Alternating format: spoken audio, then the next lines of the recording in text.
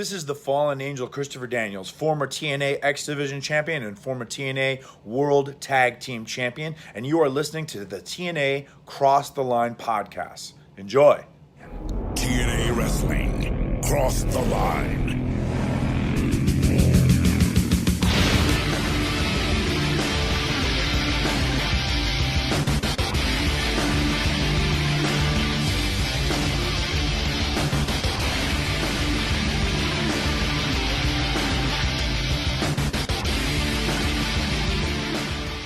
And we're back with bonus episode number 10 of the TNA Cross the Line podcast. And if you are just joining the podcast, TNA Wrestling is on a hiatus here in June of 2005. There is no Fox Sports Net deal. That has evaporated. We might be going to WGN. We might be going back to FSN, like, you know, an ex-girlfriend or boyfriend, whatever. Like, hey, I guess, you know what, it's not greener on the other side. Or potentially when the WWE leaves Spike for USA, maybe, just maybe, TNA will land itself a Spike TV deal in the fall. But we don't know. We have no idea. And over the past couple of weeks, we've been doing these bonus episodes. We did the XWF first. We did Hardcore Homecoming and ECW One Night Stand 2005. It was a dual. Yeah, it was double. We've been doing some wild stuff, man. Yeah. We even did the bonus XWF match in the XWF one. So we've done two bonuses within the bonuses, kind of. Yeah, it's kind of a weird situation. Yeah, Hogan and Hennig. And this time around, the final week in which we don't have TNA to discuss, at least for a show to watch, I guess. This time around, we're doing a singular match. And that singular match is a match that we have seen here in the TNA timeline. It happened at Against All Odds 2005. And it was a 30-minute Iron Man match that AJ Styles won in sudden death. This time, it is AJ Styles and Christopher Daniels in a title versus title match for Pro Wrestling Guerrilla, Jason Takes PWG. And this happened, I believe, in May 13th, 2005. Christopher Daniels is obviously the X Division champion, and AJ Styles is the PWG champion. I don't believe it's a world title at this point for PWG. And it happened on Friday the 13th, in case you're wondering. Spooky. So that's where we're at. Dallas, this was your bright idea? I don't think I've ever seen this AJ Daniels. I've seen a whole bunch of it, but I don't think I watched this one yet.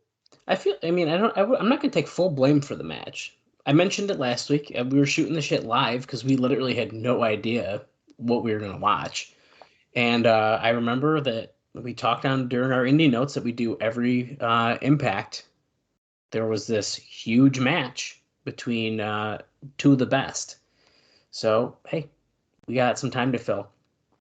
And this episode is dropping on June 17th. So you guys won't have to wait long before some real good shit starts to happen, because in 2 days, it's Slammiversary 2005. So we're just filling the gaps here. We're filling the gap in order to get to where we need to be. And before we really get into this match, I have some exciting news for you. And then we'll talk about, as we have been the past couple weeks on bonus episodes, which is a rarity. We've been doing our normal backstage news and rumors and all that during these bonus episodes, since there's no impacts. So we'll be doing some during the show too, but I don't know how else to say it to you, Bob, to start us off here, but the WGN deal has fallen through. Oh, man. Yeah, just mentioned it. Dude, I know. And I almost made a joke, but that would have spoiled my big reveal. Damn it.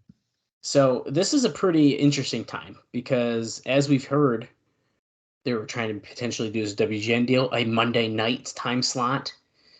And then they could potentially go back to FSN. And then they're kind of, I don't know, we're all over the place. And now we officially kind of don't have a TV deal. So let's just read through this one chunk here quick first. And then, like I said, we'll talk about more during the show as well. And including a major signing. And it's been officially announced, but we'll talk about that during the show as well. So, as you could imagine, the mood among most in TNA, although not all, plummeted this past week when word got out that the WGN officials had publicly admitted negotiations for the much talked about Monday night time slot were over without a deal. Everyone was upbeat and expecting a new show as late as last week, although as time dragged on and word got out in passe with which made it clear they weren't going to make it happen in time to publicize the originally hoped for June 20th debut. But even midweek, there were hopes of a 7/11 start date on WGN. So company sources are portraying it as that they pulled out because of a better outside deal. That would most likely be the rumored negotiations with Spike TV. But Dave notes that the reports that we got would not confirm the station. So we don't know about that. But so that would be for Saturday nights, starting after WWE leaves the network in late September. UFC has a scheduled Saturday night is UFC night from 8 to 11 p.m. with 2 hours of tape matches from prior pay-per-views sandwiched around the Ultimate Fighter at 9 p.m. So that would either leave TNA at a 7 p.m. or an 11 p.m. time slot. So Dave goes on to say that a betting man would guess on the latter, since that would be replacing a wrestling show, Velocity. So he's thinking that they're going to go on at 11 p.m. Oh, absolutely. Yeah. So the slot usually does a 0.5 for WWE. Now, whether TNA could equal those numbers, who knows? TNA was doing 0.3s in the last weeks on Saturday nights on midnight on the weaker FSN. So, I mean, if you look at it that way, I think they could probably at least match those numbers. They were saying that Velocity was doing a 0.5. Yeah. It had fallen that low. I think there ends up being a point where Velocity is barely existent. So, all right, let me see this. Because I remember them doing like points, like 1.1s a lot.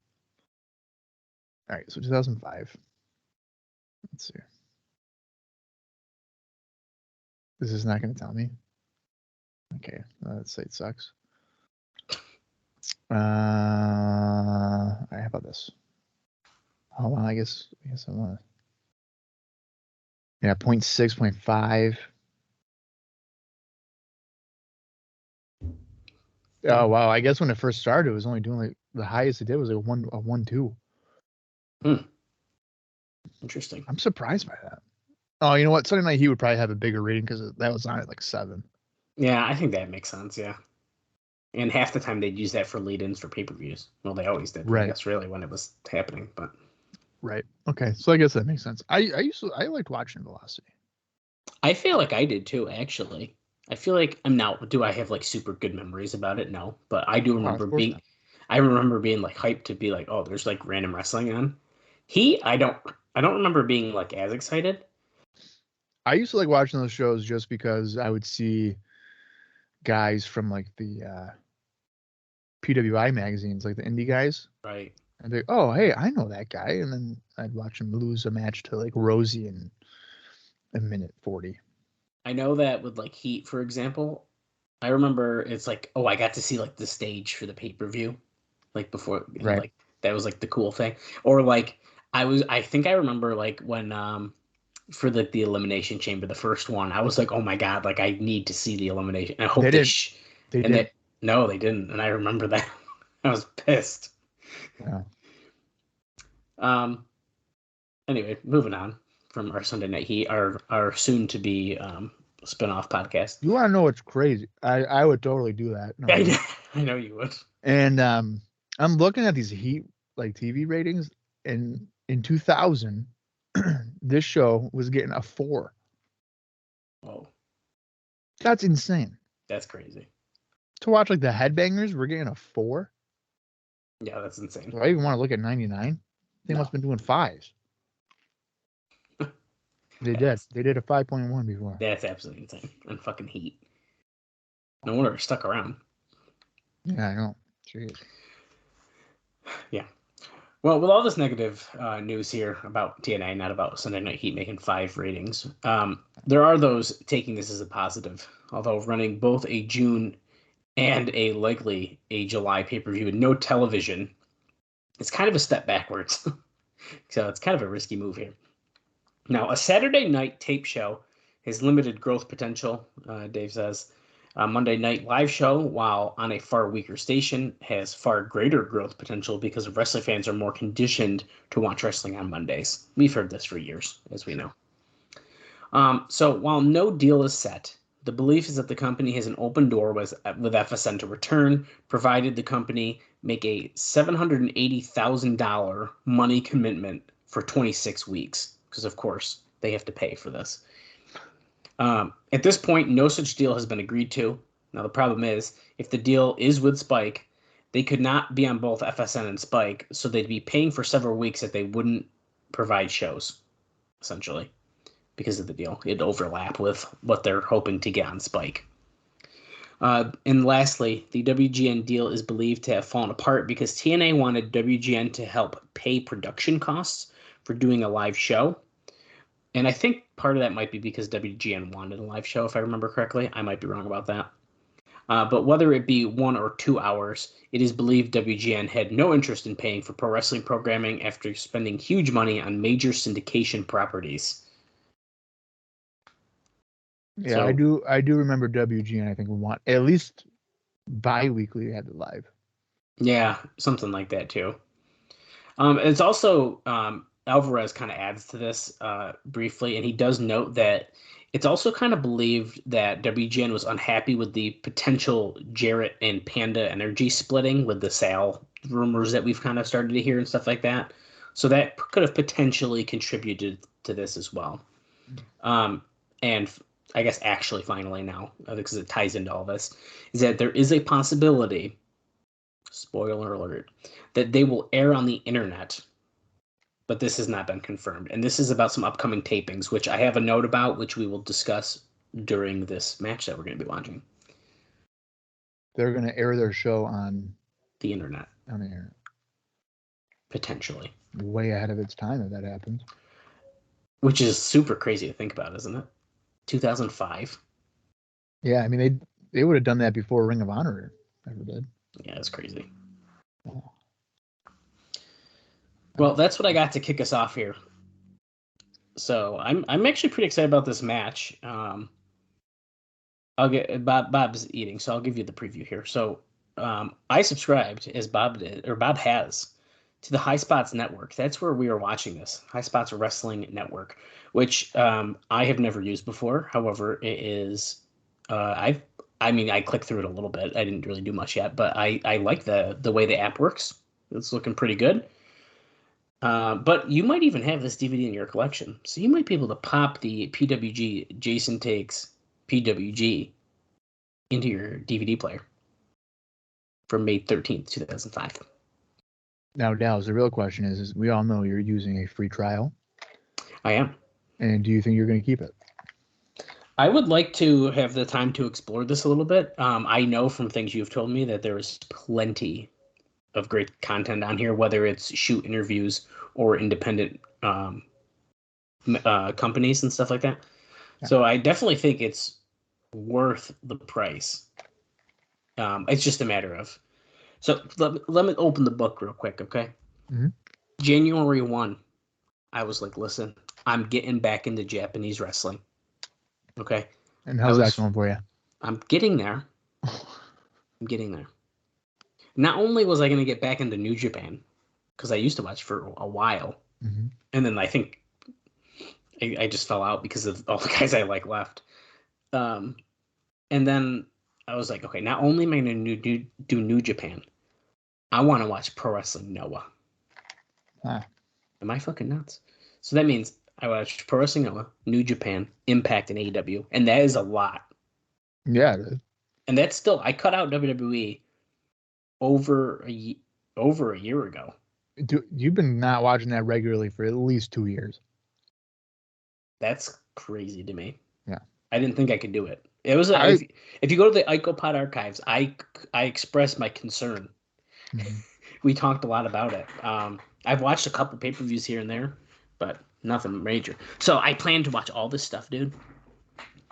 And I was doing wicked good. So I subscribed to Pro Wrestling Noah's subscription service. Yeah. It ends up being like $7 or less a month, and you get Noah, DDT, Tokyo Joshi Pro, and then there's another one that I don't know how to say the name of. And I was loving it. I was watching every show. There was a couple in the beginning. The reason is the Nakamura Great Muta match pulled me in, and that show in general was like really good. And then they had another huge show, and then it like started to pile up on me. Right. And I was like, holy shit, I can't do it. I go on vacation. I was behind like so many wrestling shows. That was like what Revolution for EW. There was a huge Noah show. And I can't do it. So I waited. I tried to catch back up, and I paid like 2 or 3 months without even watching anything. I said, I got to cancel this. Wow. I had to. New Japan. There's ways. Oh, there's always ways to get any wrestling. There's always, except Noah. I'm telling you, Noah's a little trickier. But anyways, so I follow New Japan a little bit more. I have a buddy who watches, and he mostly tells me the good matches. So then I just watch those, which works out really great. I don't need to watch 6-man matches with a bunch of old guys. But anyways, so what this comes down to is, do I have time to watch some of this? And I definitely have more time to sit down and listen to a shoot interview than I do to just watch random wrestling all the time, because then I end up multitasking and don't pay attention and stuff. So I'd like to try it out. However, will I keep it after the trial? I don't know. Probably not. I like the idea of it, and I am trying to save lots of money right now. But I just don't know eventually. how, with all that wrestling, that you made time for your girlfriend or fiance.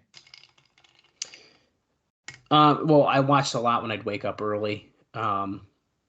I'd watch a lot multitasking while working, just like I did over the pandemic. I could have it on my iPad like right down here, Yeah. and as I'm doing stuff. So that's what I was doing. But then I fell so far behind. I couldn't do it again. This is what happened again when we went back to normal life after pandemic, or while it was still happening. But when we went back, that's why I had to cut WWE out. It was an easy get away from it, because I literally couldn't do it. Right. And now AW's have a new show coming out. I don't know. I don't know. I knew my viewing experience with WWE was coming to an end when they insisted on going 3 hours for Raw. Yeah, I can understand that. It was doomed at that point. Yeah. Well, we can't have it all. But you know what we can't have? We can watch an old as fuck Pro Wrestling Guerrilla match. That's great. And if everyone's wondering, I don't know if Bob said it or not, why are we watching one match? You're going to find out soon. And if you look at the length of this episode, you will definitely see why. Right. All right. Head over to the High Spots Wrestling Network and go to categories. Well, first, if you haven't signed up, sign up. You need to sign in. Go to your categories. You're going to scroll down. It's going to say PWG. Click on that. And it's going to tell you that there's 9 pages worth of shows. Just go to the last one.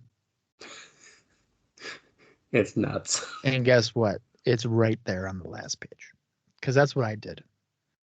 Do they have all the way to the most current one? Oh, yeah, they probably. Yeah. See, stuff like that. Like, this might make me get hooked into this, dude. I'm telling you. Because I haven't watched as much PWG as I'd like to say I did. Right. I'm not going to lie to you here. So that alone, I think, is like a major bonus. And, dude, you scroll on the side of this, it's pretty impressive. There's a lot of stuff to potentially watch. Also, should say not a sponsor. I'm just saying this is awesome. Not a sponsor. At least not yet. Not yet, but hey, if anyone listens, High Spots, hit us our DMs on Twitter at CrosslineTNA. You can email us too, TNACrosslinepod@gmail. We'll take just a free subscription. Mm-hmm. I would take it. Yeah, I mean, Dallas don't need it. I need it. I would take free. I would definitely use it. You wouldn't use it. Get higher. I'd feel I'd feel less guilty if I didn't use it, and then casually once in a while I can go on and do it. Yeah, dude, there's so much stuff. Okay, I gotta stop. Yeah, so I keep scrolling. Now we're watching one match, and I believe it's the main event. It is for the show. I hope it's not this entire time because this is going to feel like it'll take forever. Anyway, we got to go to a timestamp here. So, on the network, High Spots Network, go to your little freaking, I don't even know what it's called. It's like the scrubby bar. I don't know. The bar at the bottom, your time bar. Yeah, there's a real name for it, I think. But there is definitely a name for it, but it's not time bar. But we'll go with it. And then you're gonna basically fast forward to a time where there is 1 hour, 17 minutes, and 8 seconds remaining in your show on the show, and you're gonna pause it there. And I guarantee you that the first time you just did that, it probably went about 4 or 5 seconds past where I said. So now you're probably going 10 seconds before what I said, and now it's playing a little bit, and you just saw Chris Bosch's ass. Yeah, I was going to say that. Yeah. So when I did this, I stopped there, and I was like, that's a bare ass, and he's putting it on a fan. Yeah. 2005, guys. 2005. Right. That's a recipe for pink eye, if I've ever seen it. Mm-hmm. Okay, so at this point, you have reached 1 hour, 17 minutes, and 8 seconds remaining of the PWG Jason Takes PWG show. It is AJ Styles. It's Christopher Daniels. AJ Styles is the PWG champ. Christopher Daniels is, of course, the TNA X Division champion. I'm going to count down from 3. And when I say play, that is when we are going to watch AJ Styles and Daniels in PWG. And if it's in your own personal collection, I guess you could follow all the same direction. I don't know. Probably just go to your menu bar on the DVD and you're there. So. I doubt that a PWG 2005 DVD is that well made that you can click on a match. You don't think they would have like a menu page and have like the matches separated? I'd be absolutely shocked. Really? I don't know. Maybe. There's like, although there's worse. The International Wrestling Cartel indie company had match like breakdown. Like maybe you can find them.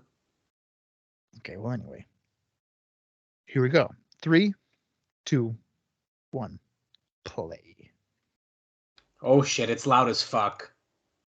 See, mine's not. Oh my god, dude, that was so fucking loud. I know what I'm doing. It's still wicked loud.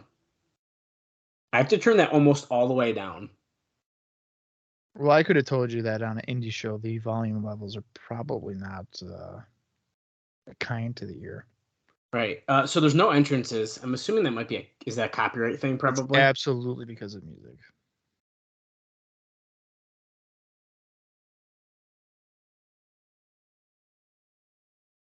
Now, it looks like there's a pretty decent... You know what's crazy is I'm watching this on my other computer, and I have my volume literally on the first bar. Dude, and I can kind of still hear what the guy's saying. That's what I'm saying, dude. I did just hear him say this is the first time that they fought on the West Coast. 1-on-1. Well, they wrestled a shit ton on the East Coast, I'll tell you that. No, it seems... Now, correct me if I'm wrong. It sounds pretty clear to me the commentary is done post. Because it sounds like they're in a room.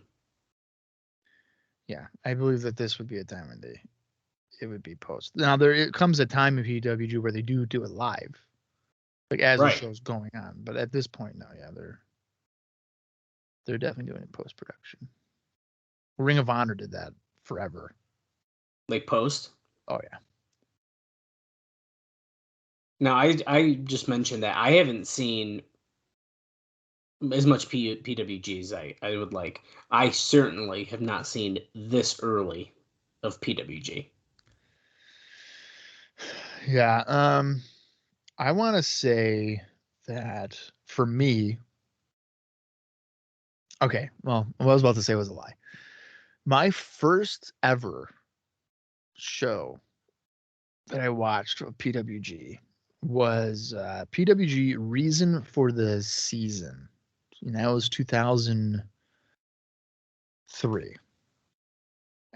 2003 or 2004. I could easily look it up, I guess, but I might as well. And the reason I did that was, I mean, I didn't really know much about PWG at that point, but there was a loser leaves the area like cage match.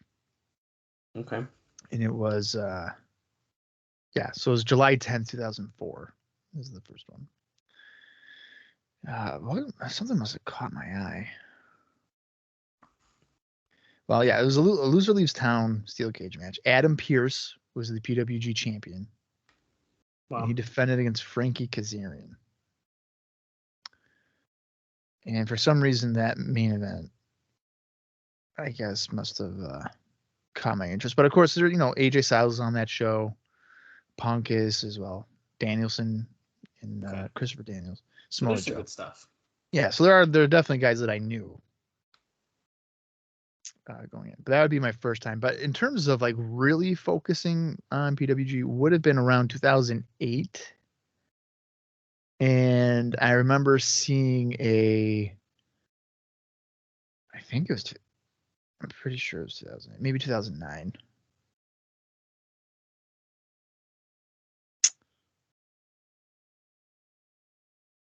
Well, I guess I don't know.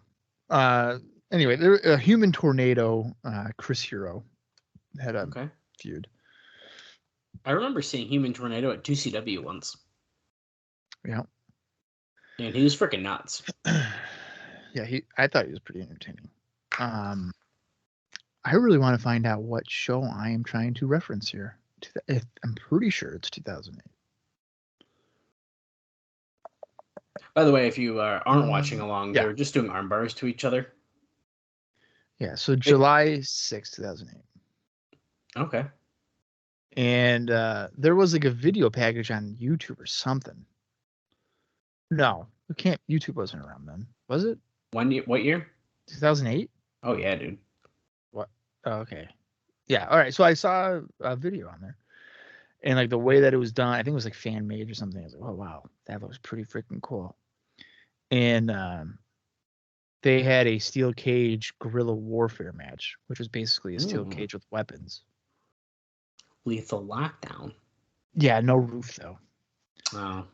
But yeah, so I saw that and I was like, holy shit, that was pretty freaking good. And then of course over the years I would watch, a variety of different PWG matches. And okay, so Daniels gets out of the ring. There's a fan standing up, and he's like casually chanting AJ Styles' name with the crowd. But so Daniels stares at his face and just keeps it going. He's not even yelling it. He's saying AJ Styles. Yeah, no, he's literally not even chanting. He has no emotion. Oh, he just did the Hardy Boys to him. Is he wearing a Hardy Boys shirt or something? I don't know. And Daniels made a comment to him. Daniels gets back in the ring. I mean, this isn't also true gymnasium. I mean, there's a basketball hoop in the background. Mm-hmm. They have it's like one light fixture on the we see it on the screen here now. I think it's on like the left side. He did. Okay. So Styles did just make some comment about the Hardy shirt, I think, so.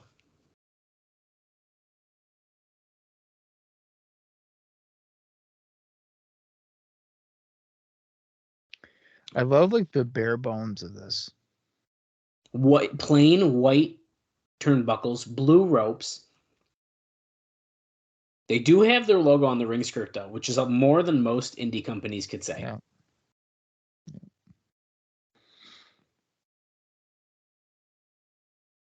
Little test of strength here. I have a feeling, this is my wild guess here in the beginning of this, is that we're going to see basically an X Division match, but in extremely long form. So it's going to be technical wrestling. Well, I'm Super telling technical you- for wicked long. I'm telling you right now that this match will easily take at least 20 to 25 minutes before it really gets going. Yeah, I have a feeling that too. Which good for you guys. We got plenty to talk about. Well, sort of. We have stuff to talk about. But actually, I figured why not? I have the card of the show pulled up in front of me. We can talk about what happened before it, before this match, since we didn't watch it. The rest. Okay. Just for fun. So there's apparently 275 people in attendance at this, according to Cage Match. And of course, this is in Los Angeles.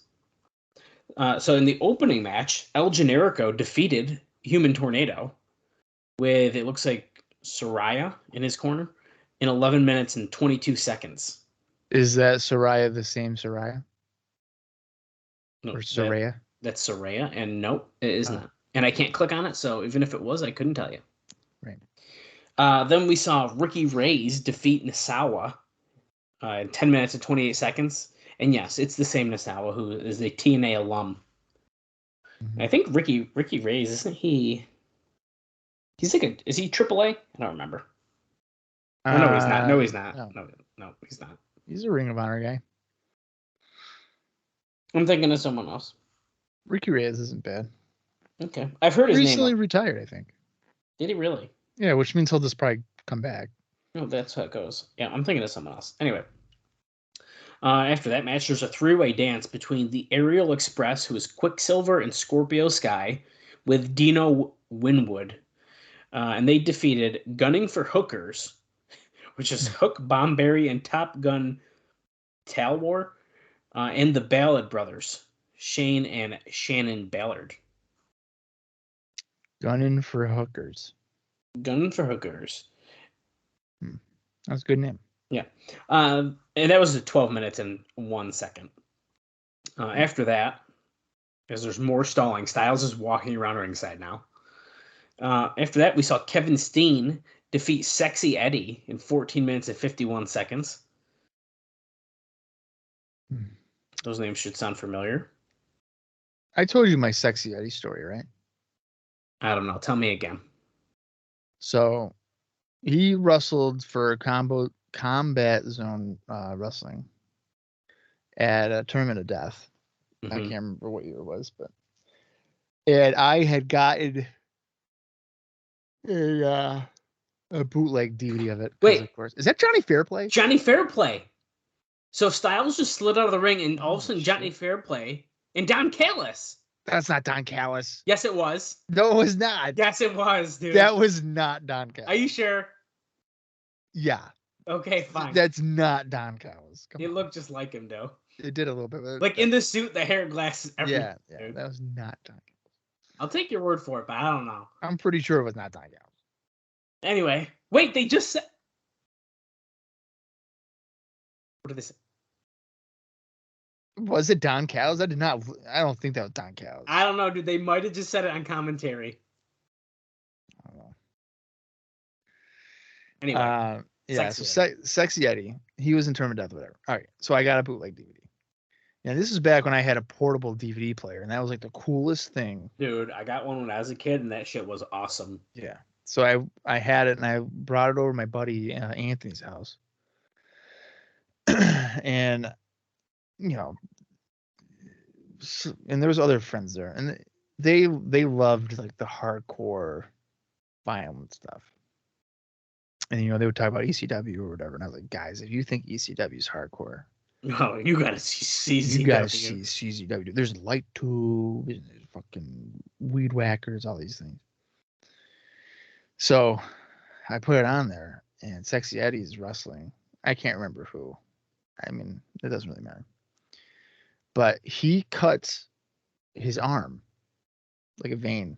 Oh, no. This Real is bad. I think I know exactly which thing you're talking about. And so what happens is he goes to the camera and he flexes his arm, and it's like sprouting out like a freaking sprinkler. And my buddies were just like hooked. They were like, "Oh no way!" Shit. They were loving that. They loved it. They were like, "Oh my god, who was that guy?" Blah, blah, blah, blah. So for years, like we would, if wrestling was brought up or something, it'd always be brought up. Sexy Eddie. The guy with the blood squirting out of his arm, Bob. Remember Oh that? my You still got God, that dude. DVD? And I'd be like, yeah, I do. That's awesome. It's good shit. Some reason I thought that story was going to go in almost the complete opposite direction. But that's pretty good. No, you know what? This kind of brings up another thing I saw. I saw something on Twitter. They're like, if you were to show your non-wrestling fan friend a wrestling match, which match do you show Oh, them? I see this stuff all the time. I don't even Yeah. know. So, some people are like Hogan Rock from WrestleMania 18, which, I mean, okay, I guess. But I think, ideally I would be like, oh, hey, I'm going to show this guy, Stone Cold and Bret Hart, WrestleMania 13. Right. That's a great match, right? But I'm thinking now, like that was my initial reaction, but then I was like, you know what? I don't think people would, appreciate it. No. I think that if you're showing wrestling to a non-wrestling fan, you probably got to show them a comedy match, right? Yeah, so that's the thing is I think there's a couple ways to look at this. You cannot show someone a technically sound good wrestling match. You can't do it. No Or way. they'll be like, holy shit. So there's two ways you can do it. And I think it's either comedy, or and obviously, some people hate it, but I think like more acrobatic stuff, people like pop at like, holy shit, this dude's fucking flipping all over the place. Yeah. So, but I think comedy's kind of the way to go. And I think someone made a great point where it's like, you show someone like Orange Cassidy or Danhausen, and they're going to be like, what the fuck? Like, what is happening? And they're going to like it because it's like goofy. Right. I could have shown my dad a Bret Hart versus Owen Hart match in like 1994, 1995. And he probably would have thought it was the longest 23 minutes of his life. Right. But you show him one Doink the Clown match, and that guy will not stop bringing it up 25 years later. Yeah, I think it's got to be comedy. I'm going to New York City with my dad in August for a couple of baseball games.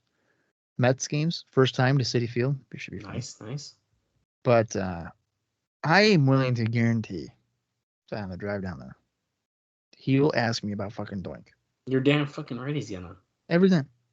He better wear the Doink socks you got him. There's no way he's ever worn those. There's no way. Text him and be like, back to Doink socks. There's no way. We're just staring off again. See, dude, I'm telling you, this match is going to be a slow one. The referee has a cast on his left arm, by the way. Oh, wow, he does. Like a broken arm. Yeah. Wow. That's not a young Rick Knox, is it? No. Okay, I'm making sure. I didn't get a good look at his face. I don't know. I'm pretty sure in 2005, Rick Knox still looked like as if he was 62. I'm just checking. They're doing rock, paper, scissors. Dallas, what match? Why are we watching this match? I don't know. We thought it'd be good. And it's two of our guys. Referee's in an awful spot. Oh, paper beats rock, dude. Look at Styles holding up the paper.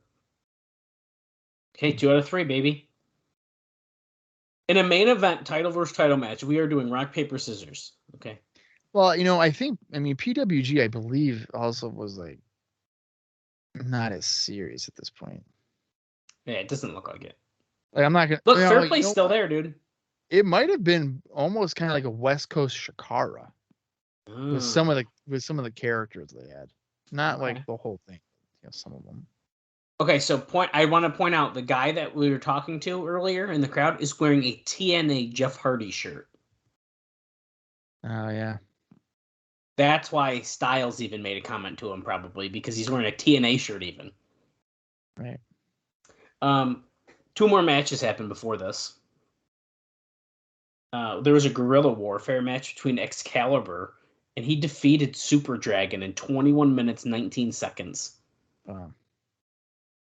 And then finally was one that we sort of talked about a little bit already, but it was Arrogance, which is Chris Bosh and Scott Lost with Joey Ryan, ringside.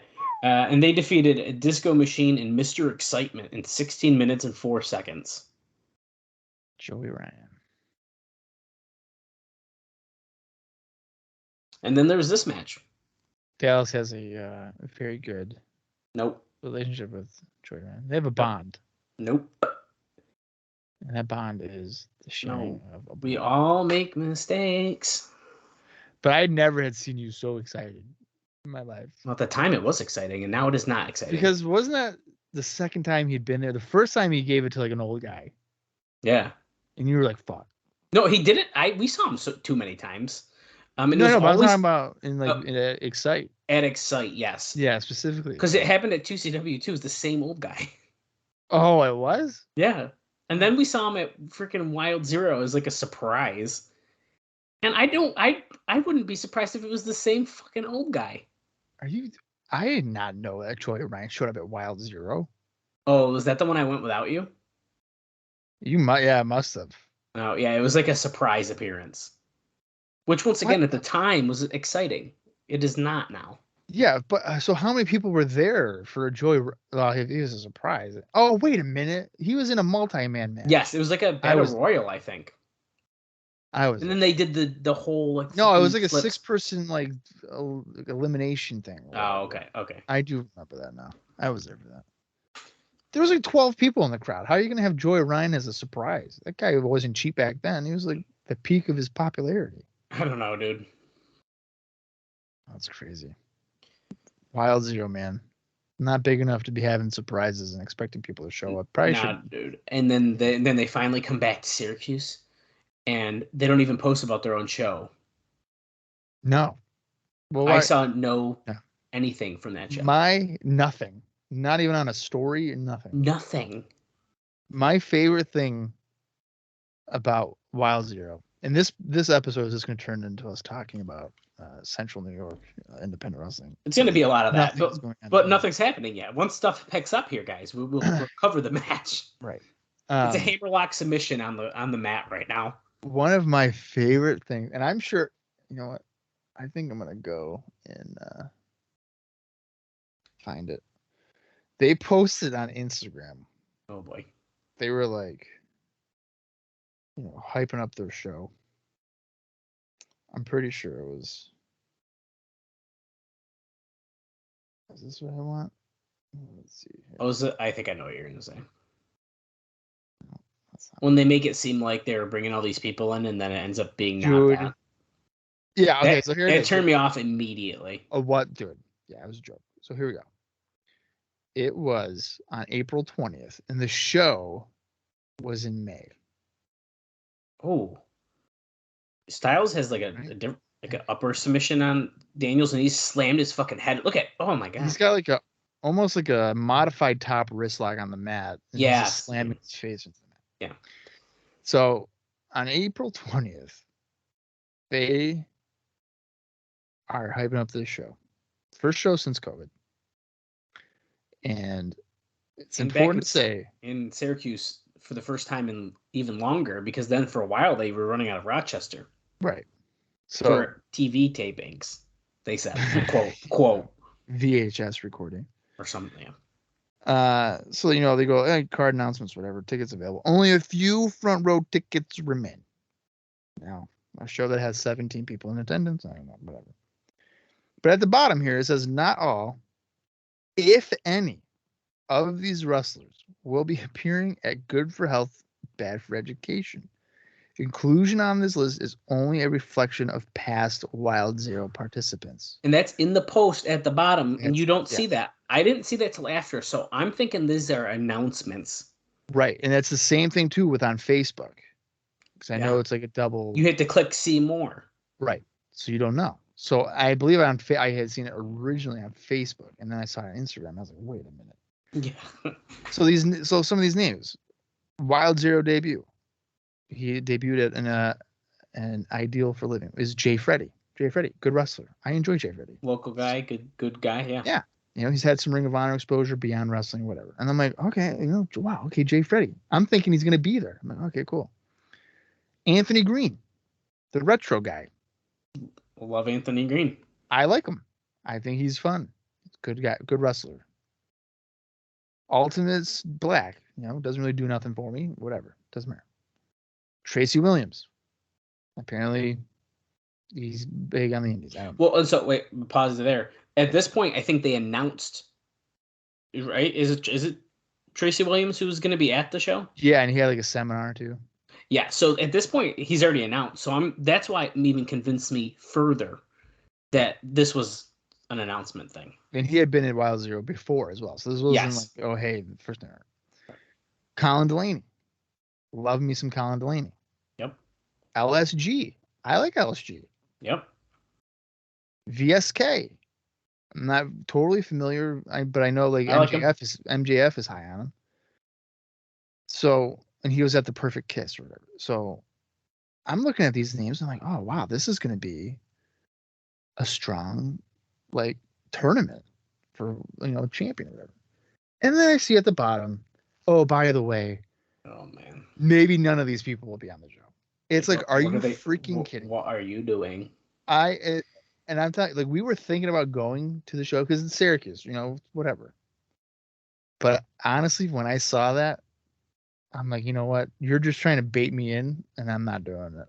So fuck that. Honestly, that super turned me off too. I was turned off before this for multiple reasons. Honestly, the biggest turn off for me originally was when the booker booked himself in a match. Chris Wolf was on her retirement tour, and she was going to be at the show. And then all of a sudden, he adds himself into the match, and I got really fucking mad. Because, like, what are you doing? Because he's a mark. Right. And he, it's not a secret that he was a Chris Wolf mark. He also fucking smelled bad. But anyways, it's not the point. He is a wrestler, so. Yeah, well, this was, next level to me. Anyways, so every time I see his name, it pisses me off. Yeah. Someone would say he's worthless. Yep, just a little bit. I even had one of my other friends was thinking about going, and I was texting him that day, and I was like, "Are you going? Are you going to the show?" And he's like, "I can't do it." Who was it? It was my friend Kevin. Oh. And he was like, "I can't do it." I was like, "Yeah, I don't know if I can do it either." Yeah, I can't do it. Yeah. No. Now, Bob, if you were like, I would try it out. I'd be like, fine. I also think another issue, and I'll say this too, their GA tickets were like $25, which in a bigger indie, I don't know, 2CW, who was running the central New York area for years, that's fair because you knew you're getting a good show. But then you have new shows. I can't think of the names off the top of my head. You look at their GA prices and they're $10. Right. And arguably, maybe stronger card, especially with local talent. But what I remember about going to Wild Zero was their front row wasn't even seats. It was like a bench. Was it? I think it was. Wasn't it just one long wooden bench? Oh, I don't know. Maybe. I definitely remember sitting at seats at least one of the times, so I wonder if it varied. I could have sworn one time it was a wooden bench. Well, you went to some without me, so that could have happened to you. I went to one without you. Okay. That could have been that. That was an early one, too. One of their first shows. Yeah, but that show, I think, yeah, because we went to their first show together, didn't we? No, I didn't go. Then that's the one I went to then. Because I wanted to, because I heard about it. I saw something on Facebook at one point, and I forgot about that it happened. And then there's another wrestling one at Pastime. Was it something with Warrior? Something Warrior Wrestling? No, it was Ultimate Pro Wrestling or whatever, UPW. Yeah, and I missed that too. That's garbage. That might be worse than Wild Zero. Really? Because here's with Wild Zero, they actually use names that you know. Oh, this other one didn't. Oh no, dude. UPW would be if ROA were to get the Pastime Athletic Club. Okay. And say no more. And book a show. I just remember seeing all these random things pop up. I'm like, what are all these companies? And they're literally down the road essentially. And then I missed them all. And then Yeah, I finally go to Wild Zero, and I get why I missed it. Yeah, UPW was pretty. I'm gonna just continue to add. Nothing's happened in this match,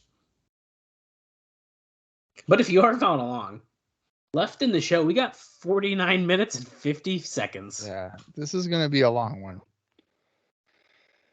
Well, let me fill some more of your time here quick then, because I'll give you some TNA notes. We can talk about some fun TNA stuff. I actually even have some notes about the guys in the ring here. A little side note, I probably should have mentioned earlier, but since they don't have any TV going on right now, TNA that is, they've apparently invested a lot in radio ads. So we may not be running TV shows, but we are running ads on the radio. Probably for Slammiversary, if I had to take a guess. Got it. I mean, what else? What? Hey guys, we don't have a TV deal, but soon enough we will. So go to TNAWrestling.com. Right.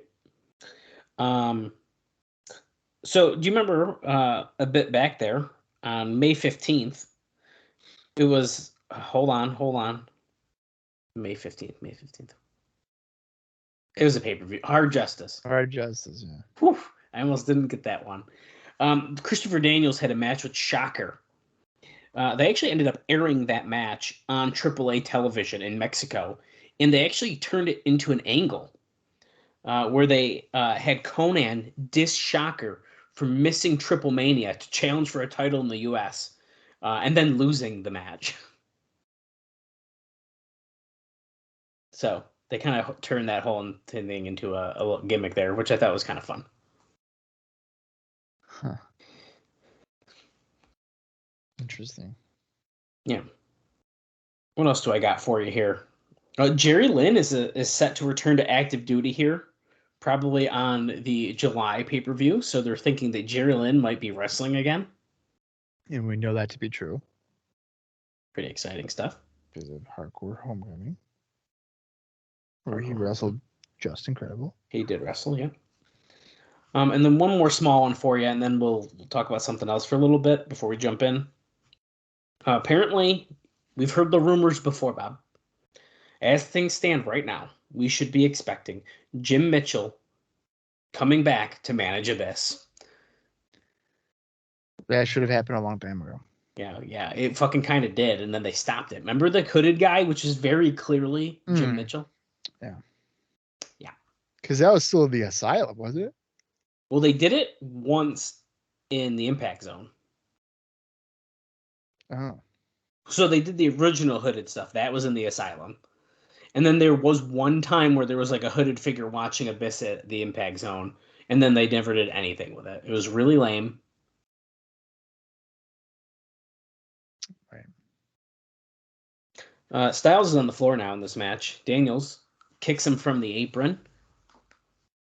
I spoke too soon about them having graphics on the ring apron. It looks like probably one side, the hard cam side does. That's all it takes. I mean, yeah, that's all that counts, right? Yeah, you only need one side. It's crazy because this like building that they're in reminds me of the Pastime, because like hard cam at the Pastime, there was a basketball net in the back. Yeah. Although this venue looks like it's bigger.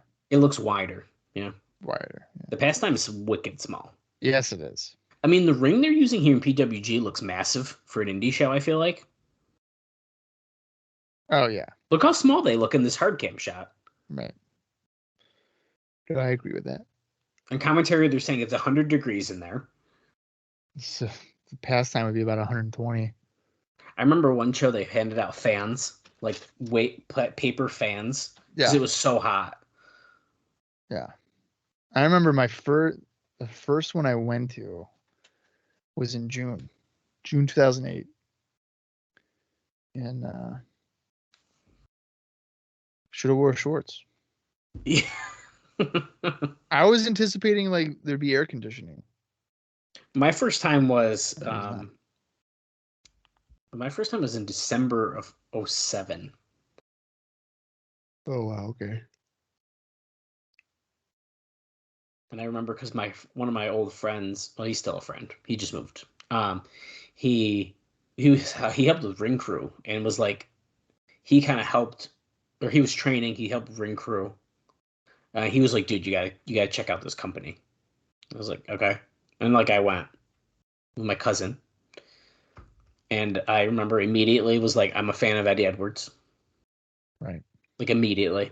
Like so he's like my guy, my indie guy. Ooh, nice elbow to the head by Daniels. And it was a TLC match, Eddie Edwards and Zachary Springate. Is that what it was? Yeah. I remember. I I think remember you're being like, there's a TLC match at the best time. I think you're wrong. You think I'm wrong? Yeah, I I'm believe looking it it was. up. All right, you look it up. I believe the TLC match was Zachary Springer the third and Ajax 820. Ah, right, yeah, you might be right about that. And Eddie Edwards was in a three-way with the Ooh, Dizzy and damn. Slick. Ooh, you might be right. Yeah. Give me a second. Styles with a series of forearms in the corner, and now he's headbutting him. Yeah, he did not put his hands up for that one. He was legit cracking his skull into Daniels. Do you know who's on commentary during this, by any chance? Well, I don't have my volume on, so I don't know. Okay. I didn't know if maybe you seem to know that kind of stuff, so. Yeah. Well, you're out here. Let me see if I can. Oh, damn it, you're right. It is Ajax and man.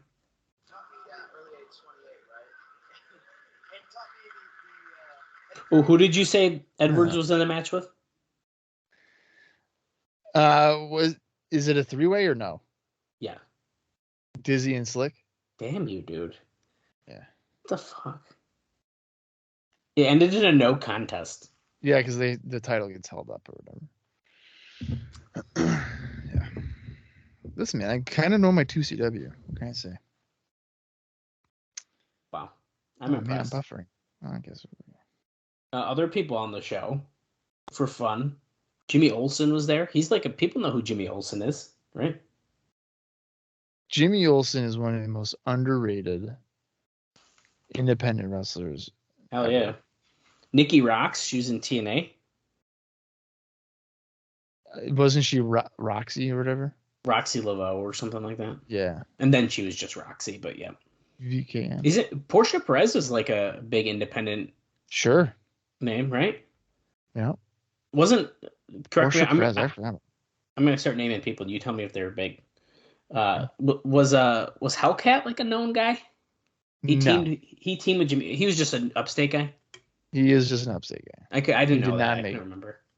Yeah. He ran I don't know if he still does, but he was the promoter for NWA Upstate. Yeah, that makes sense. Okay. Yeah. I couldn't remember if he was like he went around or not. Hurricane John Walters, people should know who that is. He was a Ring of Honor Pure Champion. Who? John Walters. Oh, John Walters. Yeah, he's great. And he defeated someone by the name of Brody Lee. I don't know if people know who he is or not, but Antonio Thomas, dude. I like him. I interviewed him for Wrestling Recaps. Oh yeah. He's a good guy. Yeah, that at my first show in June, I chanted steroids at him, and he kind of went with it. And I was like, roid rage because he lost. He was freaking out, so it was quiet enough. And I was like, roid rage, and he went with it. Oh my god. LaFleur thought I was the coolest guy because he interacted with me. Oh wow. Spike Dudley was there as well. Who? Spike Dudley. Who did he fight? He teamed with Gordy Wallace, and they lost to All Money Is Legal. Okay, so obviously Spike is a name, but Gordy did not go big. No. And then All Money Is Legal. I feel like I've seen their name around more than I expected sometimes. You have. They were definitely I would not say big, but they made the rounds on the Northeast. Right. Like Northeast Indies. Oh, wait, we might be seeing a dive here. Is this our first dive? The crowd is standing up. He kicked Daniels out to the floor. Everyone's standing up, dude. Here we go. Is he gonna do a somersault dive? Fucking baseball. Okay, he did a baseball slide. And that's it, because now Styles got out of the ring. Okay.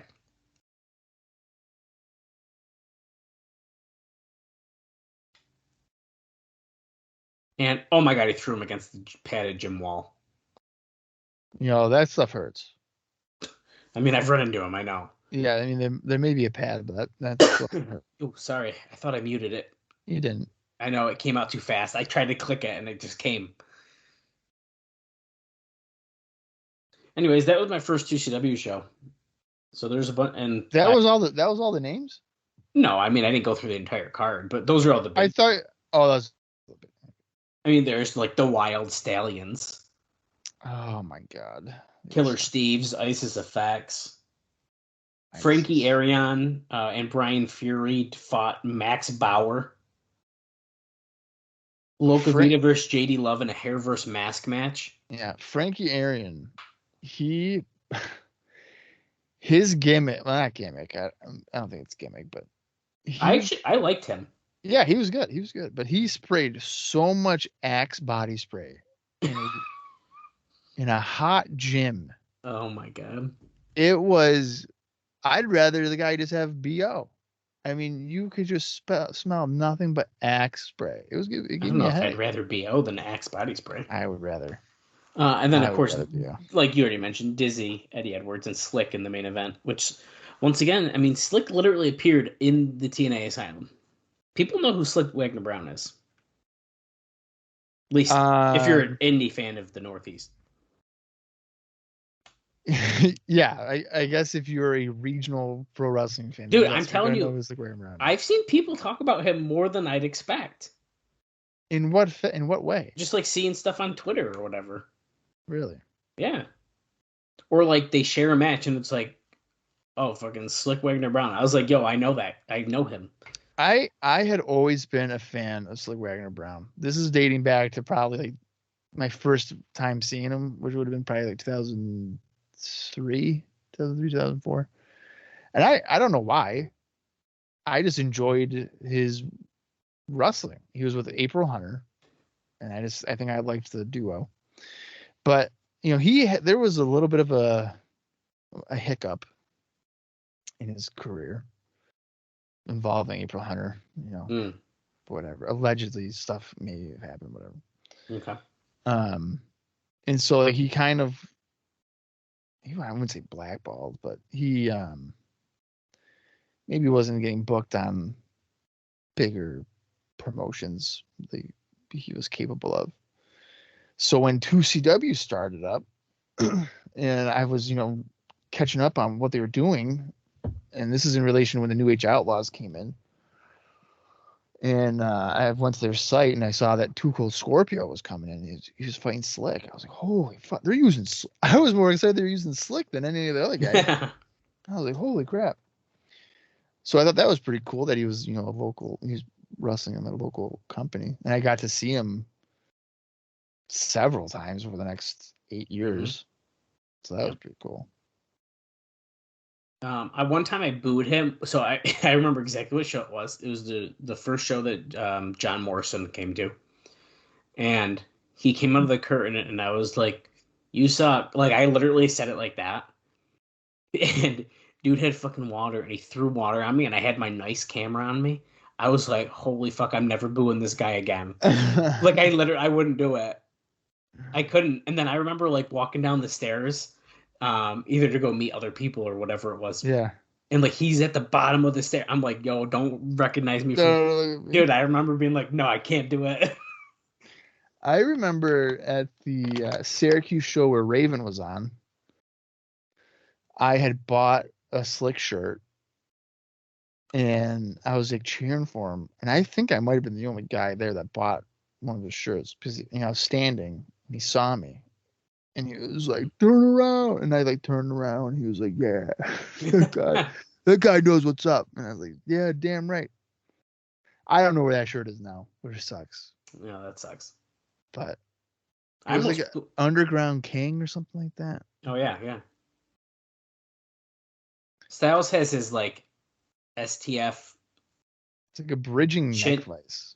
Yeah, but yeah, he does this all the time. It's he went for a couple covers on Daniels with, of course, that did not happen. Very, very slow match still so far, dude. Yeah, there's like a lot. This is not what I expected. No, Even at this point. This is what we call a mistake and a botch. Yeah, we might have botched this bonus episode, Yeah, we might have guys. fucked up. Yeah, we did. That's all right. What can you do?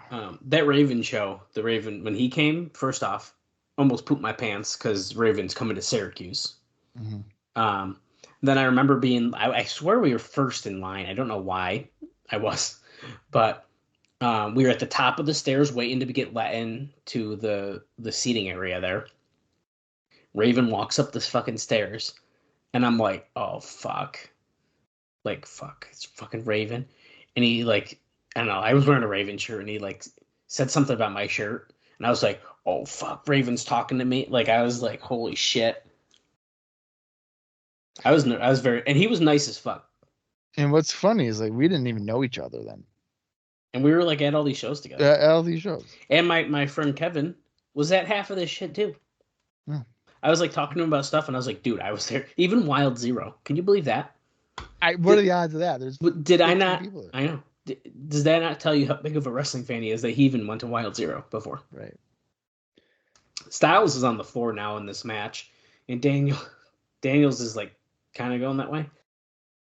So, well, my memory with Raven at Syracuse, he fought Colin Delaney, and it was like ECW versus new, whatever.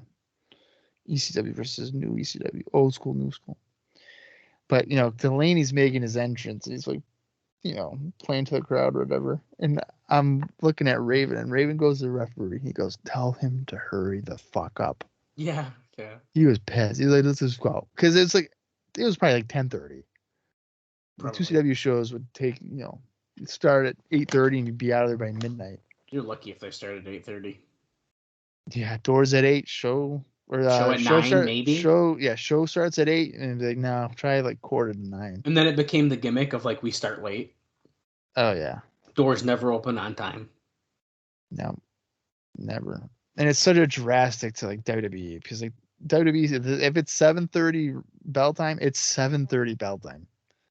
Mm-hmm. Like, that's just such a well-oiled machine. Obviously, they should be able to just go. Right. I'm actually, this is back to PWG here. I'm shocked there's mats on the floor. That must be a California thing, I'm assuming. Because I feel like indie shows like barely ever have mats on the floor unless they have to. Well, New York, you have to, I think, right? Right. Well, right. And a lot of surrounding states, you do not. I'm trying to think, does Philly? I don't think you have to.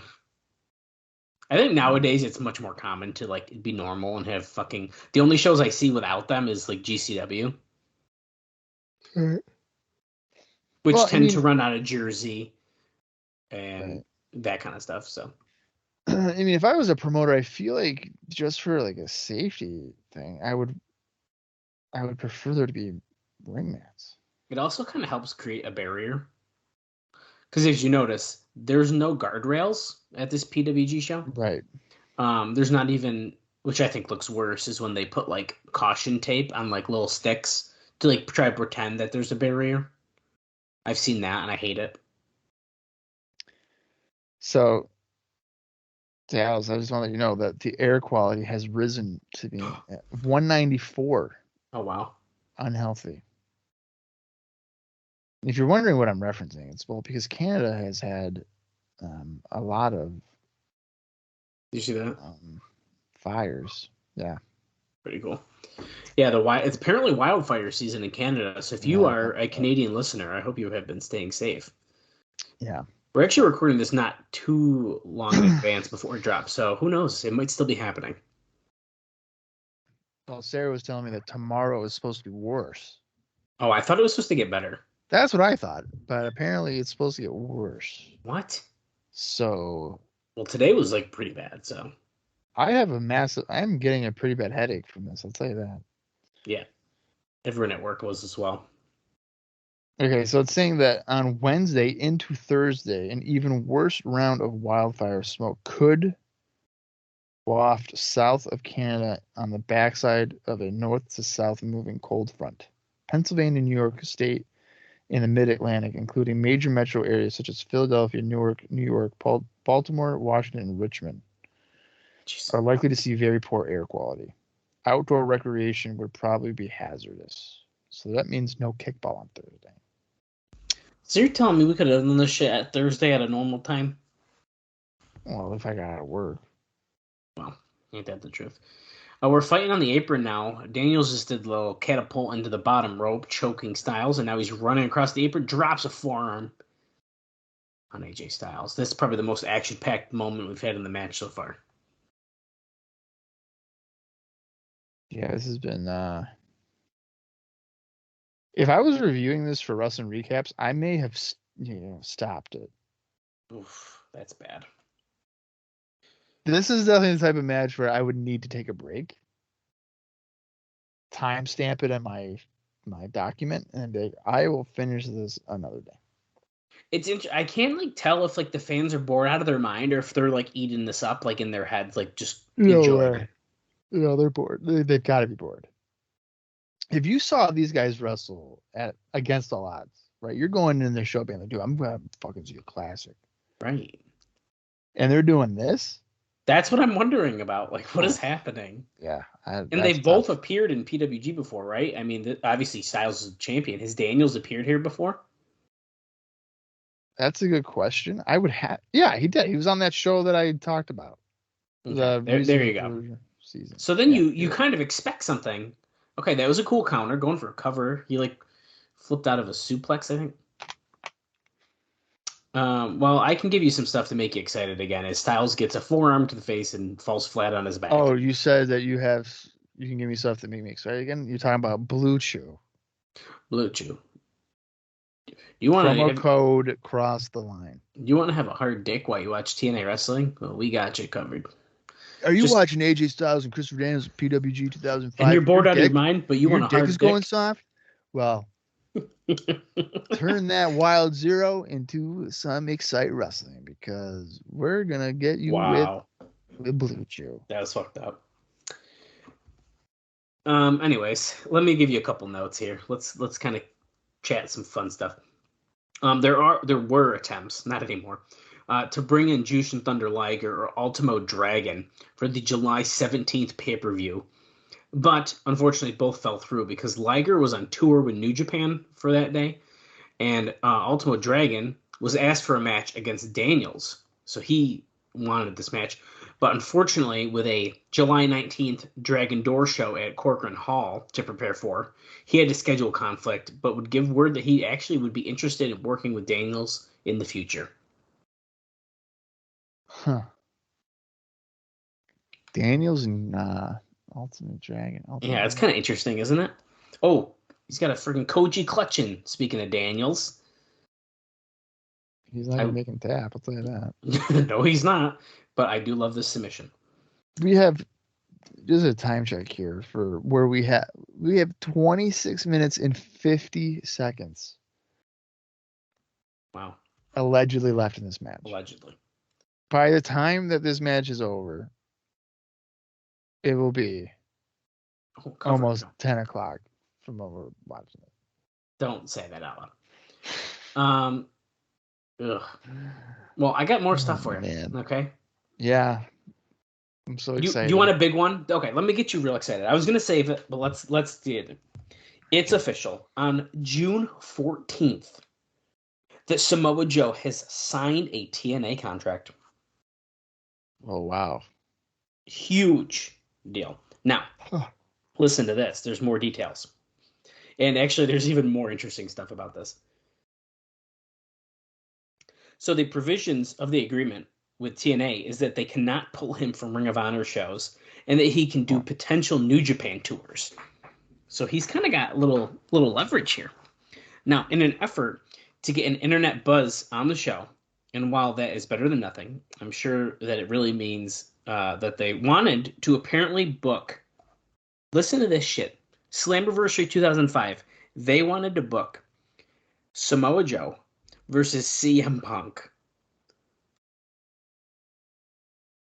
Well, you know why, right? Yeah, because they had a match, match of the year last year in Chicago. Well, they had a trilogy. Yeah, so it's because they want to get off the hype of that. It literally says it. Yeah, that's literally what that is. And that's fine with me because I think that sounds so freaking cool. Punk and Joe. It's Slammiversary 2005. Like, what in the world? Now, you're probably wondering, well, why didn't it happen? Well, that's because CM Punk turned it down because of his WWE offer. And now Joe was leaning toward turning down going, but is now scheduled to apparently make his debut against Sanjay Dutt at Slammiversary. Okay, so you had said that Punk had stated that he would have, if all things were even, he would have gone to TNA. Yeah. But because they didn't have TV, he was like, okay, well, I gotta go to OVW. If they literally imagine this, imagine in, where are we? June. Yeah. Imagine May and earlier, April. We're on Spike, baby. Primetime Spike. Not primetime. We're just on Spike. Solid TV deal, big network. CM Punk would have signed with TNA. We would have had Samoa Joe, CM Punk at Slammiversary 2005. Yeah, but I mean, that all sounds great, but I feel like TNA would have fumbled so bad with Punk. All I'm saying I mean, is they already had, really. Well, I mean, to a degree. All I'll say is they didn't with Samoa Joe. To an extent. Well, for a little while. Yeah. Well, He should have. They should have waited on him and Joe, and he should have probably beat him. But whatever. Well, yeah. So continuing. Him and Angled. I said him. And Joe. I know what you. I thought you were like teasing it, but yeah. Yeah. But so apparently Punk irks some people here by saying he wasn't going to come in and work with Joe because they weren't going to let him go 45 minutes. You know what? I was gonna say that because their matches were. Yeah. The first two, one was a time limit draw. The other one was an hour. And then, like, the no time limit one was ironically like 32 minutes. Wow. So yeah, I was gonna say it'd be like a 9-minute match probably. That's like right. So the reaction was, "Good luck in your 5-minute matches on Velocity," is what they're telling Punk. They said, "Forget it then." Wow. Apparently, also Amazing Red and Alex Shelley have agreed to return and maybe on the pay-per-view in a 6-way elimination match as well. What? Which is still in the process of having prelims fully decided. Yeah. So Shelley has agreed to a deal because he's a Scott D'Amore trainee. It's also being said that Shocker may face Alex Shelley as a deal for Mr. Aguila collapsed. I don't know what maybe he was supposed to come in and it just fell through. But yeah, so a lot of stuff there. I didn't know that Amazing Red came back. Well, that's the talk here of the town. So he'll be back. Shelley being back, that's good. I think Styles has had a brain buster. I took my glasses off. Yeah, he did, and he went for a cover, but that was a 2. And speaking of Slammiversary discussions, in 2 days, by the way, guys, if you're still listening, 2 days, Slammiversary 2005, we're covering it. But unfortunately, it is far from a definite that Sean Waltman would be the final guy of the King of the Mountain match. So remember, we have a wild card going on. There is talk about wanting to make the mystery person into more of a surprise with a different names talked about. Unfortunately, I do not have any names that are talked about. Well, now I took my earpiece off because it is warmer than hell in this room, and I can't open my windows because of the poor air, so that's not good. How about we speculate on names that could have came in? Okay. 2005 for TNA. Hmm. What are some realistic options? Nigel McGuinness. No, but I don't think anybody Not in the King of the Mountain though. Yeah, nobody. I don't think people would react. No, they wouldn't. Let's see. Kevin Nash return? Is he back from China? I don't know, dude. I'm just shooting names. Maven. Matt Hardy. That's got to be that. I don't think there's any other one we could talk about. You're absolutely right. Matt Hardy would probably make the most sense. They want to bring him in, although it's a ladder match. I mean, it's a reverse. I think I say that. Unfortunately, I think his non-compete is not up till July. Oh, I know. Rikishi. Dustin Rhodes is going to come back. Dustin Rhodes. See, that's the thing is like, oh, and beautiful spin kick by Styles, knocking Daniels to the floor again. Are we finally going to get a dive in the match? I mean, who else is like a free agent around here? Kenny Omega. Kenny Omega. Yeah, see, that's the thing. I don't know. Here we go. Fuck yeah, beautiful.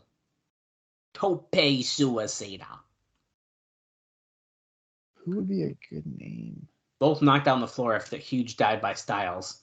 Buff Bagwell. Diamond Dallas Page coming back. DDP. Monty Brown. Johnny B. Bad. Wait, is Monty Brown in the match? Wait, he might be in the match. He might be in it already.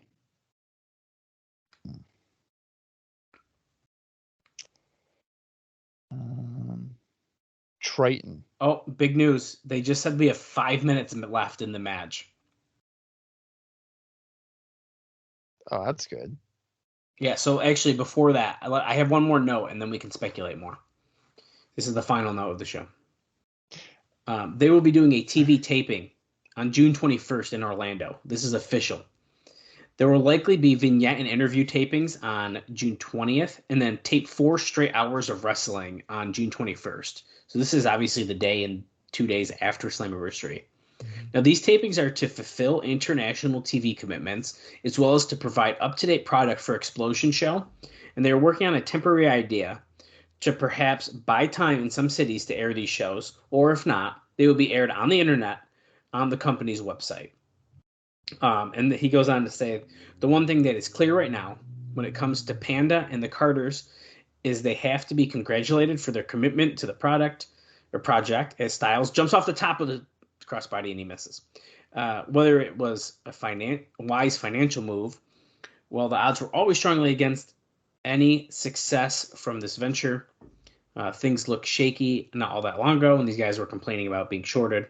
But they won people back by paying them for the canceled tapings, and just by doing the tapings at a time when they could have saved a lot of money by just sending essentially best of shows for the international stuff. But now they're filming new stuff. But that's my last note here for today's show. If this match really ends within the next probably 3 minutes at this point, this might go down as one of the this is probably worse than the Shawn Michaels Bret Hart Iron Man match. Oh wow. Wow. Because for this one I had high I was like, oh shit, these guys are gonna go. Well, so did I. Good. And but here's the thing, okay? And I just thought of this. They probably didn't go all out because Hard Justice is in 2 days. Oh shit. That's probably why they're probably okay. We can do an hour or whatever, but we're not going to do jack shit because we got our pay-per-view. Pele kick. AJ's probably like, oh, I'm going to win the NWA World Title in 2 days, so I don't want to hurt myself. You might be really onto something. We did not think about this. I did not think about it at all. I don't know. You look at Daniel's Styles on paper, especially. I don't know. We've been watching it for 60 minutes. Right. You're thinking it's going to be a freaking banger. Unfortunately, this has not been a banger. It's been a banger. I've been banging my head against the table. I'm going to be honest with you, Bob. If we were like, dude, we're watching the whole show, and we were hyping up the whole show for this main event, holy crap. Yeah. Holy crap. I also lied. It looks like there's two sets of lights. Yeah, there is. There's one set over there on a steel pole. And it looks not good, the lights that they're using, but it's fine. We should have known that maybe this was going to be bad because, as we said before, the referee has a broken arm. Yeah, that's not helping with anything. No. So that there's a girl using a disposable camera in the front row just to date this a little further. Yeah. I remember my first wrestling show I went to, 2004. It was the Holla Holla Holla tour. And it was a house show. I had a couple disposable cameras, I think. And I did not use the flash, and none of my pictures came out. And you know who was on that show? Eddie Guerrero. So I'm very upset. I'm very upset about it. And I was in a good spot to take pictures. Styles Clash, we had 30 seconds left. I just said Styles Clash. So let's see. Oh my, he's fighting it, dude. 9, 8, 7, 6, 5, 4, 3, 2, 1. Oh, I couldn't get it. Bell rings. Time limit draw. Okay, there are people. They're giving them a standing ovation. That's what I meant. Is like, did these fans love this? This, We'll see. They're saying, okay, we'll see you June 11th. They're like saying goodbye on commentary. I wonder if the remaining 14 minutes and 40 something seconds here is promos. Oh, they both get their titles. Wow, dude. I can't believe I'm about to say this. That was the worst Christopher Daniels or AJ Styles match I have ever seen. Yeah, that was not good. They're chanting, "Thank you, thank you." See, is that just because like they were there? Like, oh Yeah. hey, thanks so much for your hard work. We're gonna give you the typical chant. Damn. I am so freaking bummed out about this. Okay, so this is great. So a guy by the name of Jim from the Russell Click forum. He allowed me to use his PWG reviews, and he reviewed the show. Thank you so much, Jim. What do you think he gave this AJ Styles Christopher Daniels match? Oh, I'm fucking nervous, dude. I feel like he rated it high. I bet you. Okay, I'm gonna take a wild guess. I'm thinking 4.25 stars. You said 4.25? Yeah. No. 3.25. No. More or less. Less. No way. Yeah. Oh, I like Jim. 2 stars. No. No way. He didn't done it, did he? No, he did not. Okay. Daniels just talked some shit about Styles and put that on the microphone. I don't know, dude. What was it? He gave it 1.75. Oh shit. Maybe we should have looked at that before. We decided really to do should have this. looked at reviews. Damn of it. the match just to see. Damn it. We just assumed that it'd be good. How could you not, though, dude? I know. So I'm going through. I'm not going to read his paragraph here, but he basically says that it ends up being such a boring match with very little actual action. At the end of the hour, there were 2 attempts at a finisher. It was 57 minutes before we saw the best moonsault ever. Dude. Wow. Oh, Daniel says, do you guys want 5 more minutes? No. Bob, hurry, read the reviews. They're actually 5 more minutes. I hope not. No. Nope, he said he's done for the evening. Yeah, there's not. Look, he's walking out. Oh, the guy who's got an ass in his face has a chair again, by the way. At the end, Dallas, Jim says, I'd rather watch a shitty NXT Divas match that goes for 3 minutes and every move is botched than watch this bore fest again. Holy shit. We fucked up, man. Yeah, we really fucked this one up. We picked the wrong match. Holy shit. I'm thinking more and more we should have just read the notes for 30 minutes and talked about that and then called it a bonus. Really? Whoa. Well, Styles is trying to send the fans home happy now, but I don't know how that's possible. But they were doomed though from the beginning, because anytime you do a title versus title, especially on the indies, and one of the titles is from a major televised company, you're not gonna get a finish, not to begin with. Okay, we're seeing like the end show thing now, so we're done. But Human Tornado's drinking out of a jug of Sunny D. What's wrong with that? I just think it's funny. Look at Generico. It's a shame that he retired. Yeah, that's pretty bad. That's a shame. Oh, okay. Did you see her like it? Oh my god, yeah. Are you still reading his review? Well, no. So I clicked on a different review. Oh, and okay. He is not a fan of AJ Styles as the PWG champion. Oh. And I don't think I can blame him. Because that match fucking sucked. Ooh, Kevin Steen's picking his nose in this one. I don't know who that guy is. I don't know who this guy is either. So I don't know who that is. The fuck? That is a guy. You just tripped on. Cherry. There's Christopher Daniels' jacket hanging in the background. Yeah. Oh, I think that's one of the Ballard brothers. Oh, at the piano. Yeah. Hmm. Yeah. Who the fuck is that guy? What is happening? I don't know who that is. We're like in the locker room. Who the hell's that creepy guy that just was there? What the fuck? Really, PWG sure is weird. Yeah, I don't like this. Wait. Is that Sexy Eddie? I was gonna ask you if I thought it was. I think that's Sexy Eddie. Yes, it is.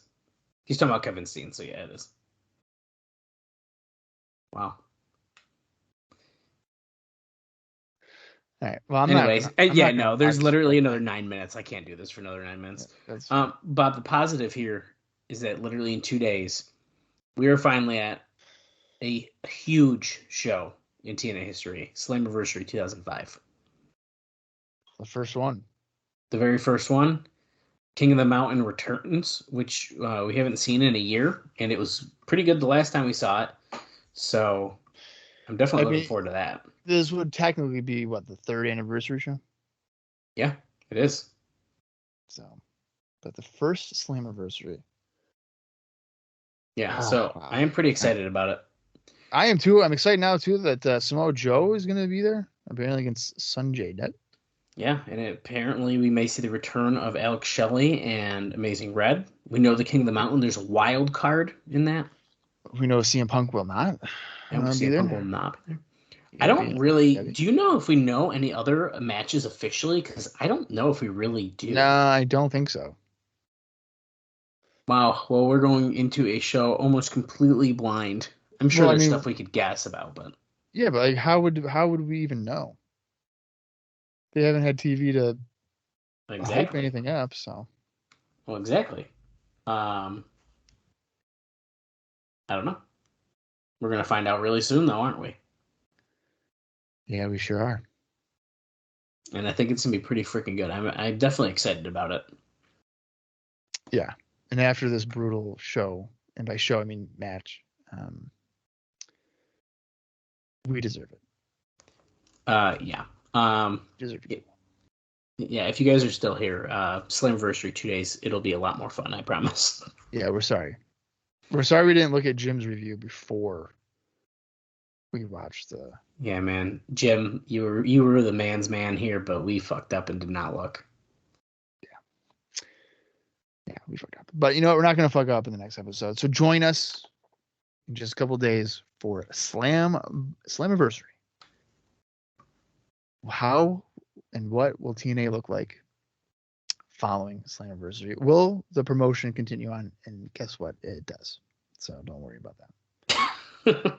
So until next week, and by next week I mean until 2 days from now for Slammiversary for Dallas Gridley, I am Bob Colling Jr. and this has been the TNA Cross the Line podcast.